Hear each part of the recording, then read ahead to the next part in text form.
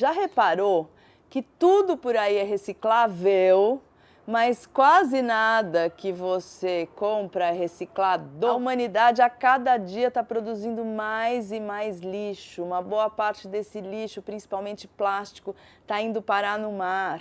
Os aterros sanitários estão ficando todos lotados. Ainda existe muito lixão por aí. Se a gente está falando tanto de reciclagem por aí, como é que o mundo está cheio de lixo? É porque as coisas não estão indo para reciclagem. De verdade. Tem uma pesquisa recente mostrando que, em níveis mundiais, a reciclagem não chega a 8% do lixo. Na melhor das hipóteses, mais de 90% está indo mesmo para o ambiente, seja para um aterro, seja ficando largado por aí, indo para o mar, e isso é muito, muito grave. Vou te recomendar 2 filmes. Um é super recente, chama O Mito da Reciclagem. Outro já tem alguns anos, mas é brilhante.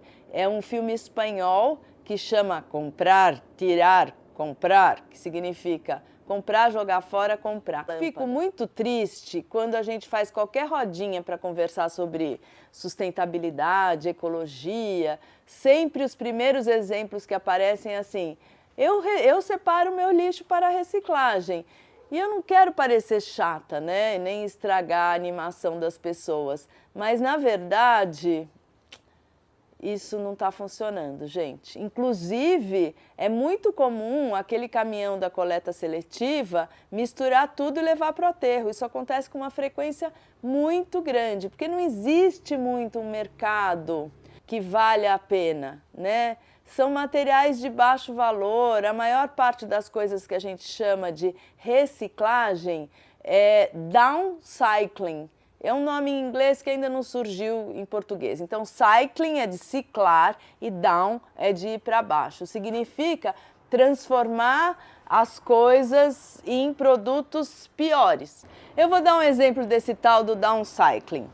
Temos aqui uma garrafa PET de refrigerante. Foi feito com petróleo retirado recentemente da natureza. Não foi feito de outra garrafa PET. Isso aqui nunca mais vai voltar a ser uma garrafa PET, porque a gente não consegue transformar isso aqui em garrafa PET de novo. Não sei se não consegue ou se não vale a pena, porque para a indústria é muito mais fácil e barato lidar com o petróleo que acabou de ser tirado da natureza do que transformar isso aqui em garrafa PET de novo. Então, qual é o destino?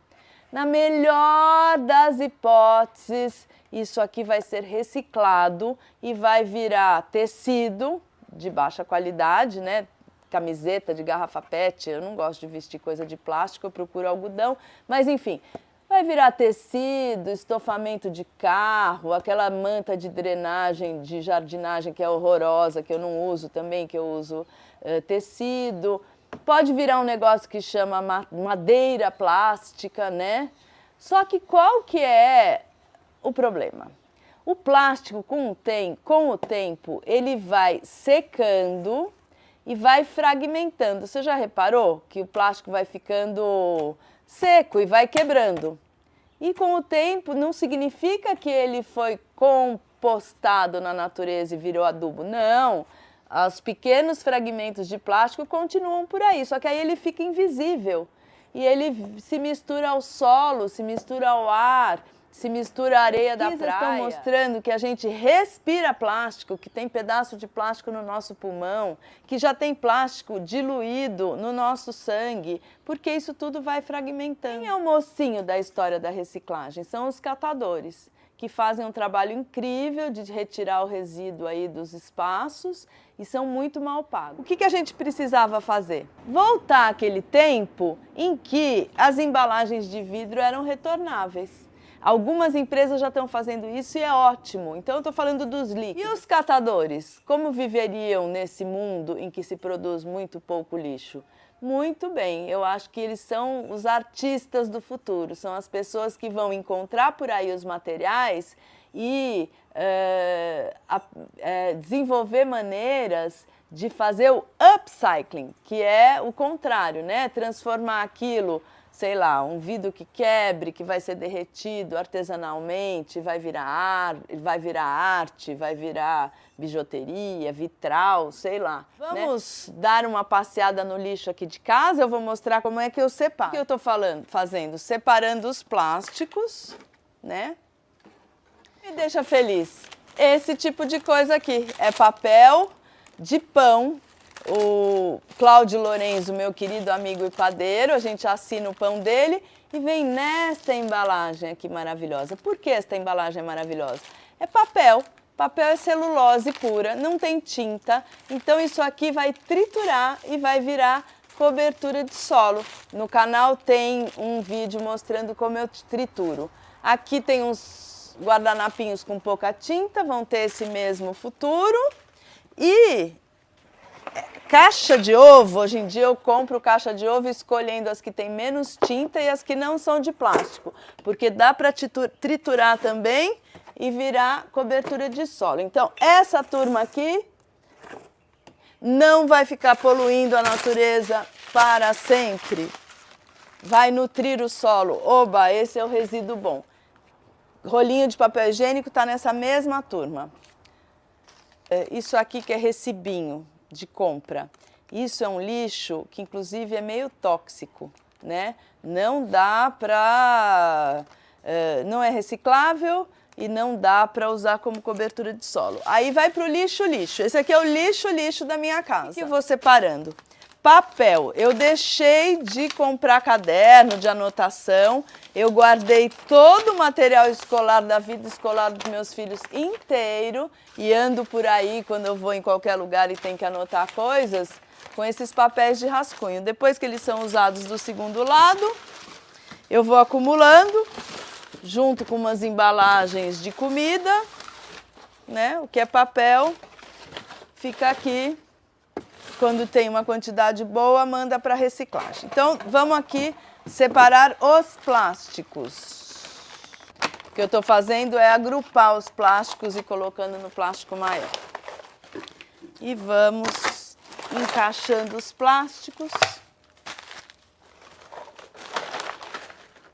Acho que deve ter muita gente que está com aflição desse vídeo. Pois é para dar aflição mesmo, porque esse lixo que as pessoas não querem nem olhar, né?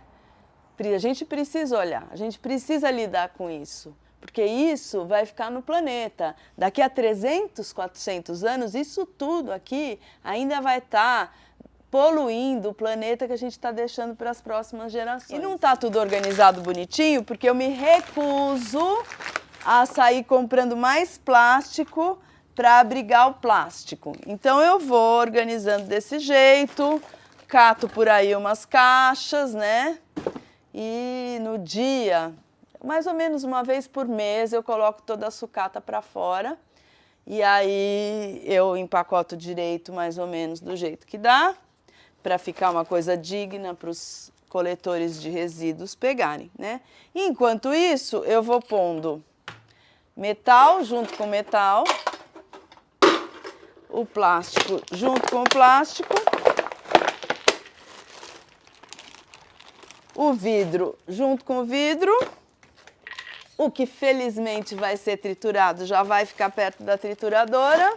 E eu faço isso a mais ou menos a cada 15 dias, uma semana. Quando fica bem cheião, coloco lá para o caminhão da reciclagem.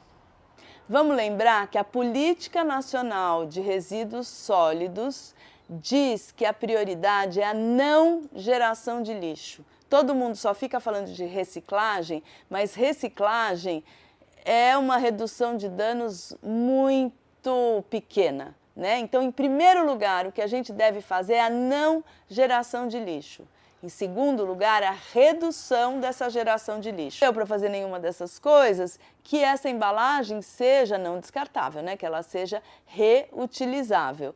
Em quarto lugar, quando não dá para fazer outra coisa, aí tenta-se encaminhar para a reciclagem, mas a gente sabe que nesse caminho se perde um monte de coisas. Então, o que é o ideal? A gente caminhar para as embalagens realmente biodegradáveis, a gente caminhar para um comércio a granel, onde a gente leve os nossos próprios potes de casa e não ficar tranquilo achando que já está kits com o meio ambiente porque você separa as coisas para reciclagem. Eu também separo, estou aqui separando, né? Mas estou aqui com uma tristeza enorme no coração porque eu sei que muito do que eu estou separando aqui para reciclagem, na verdade, vai continuar poluindo o mundo aí por séculos e isso é muito trágico. Não esquece de ver os filmes, hein? O Mito da Reciclagem, BBC, e comprar, tirar, comprar.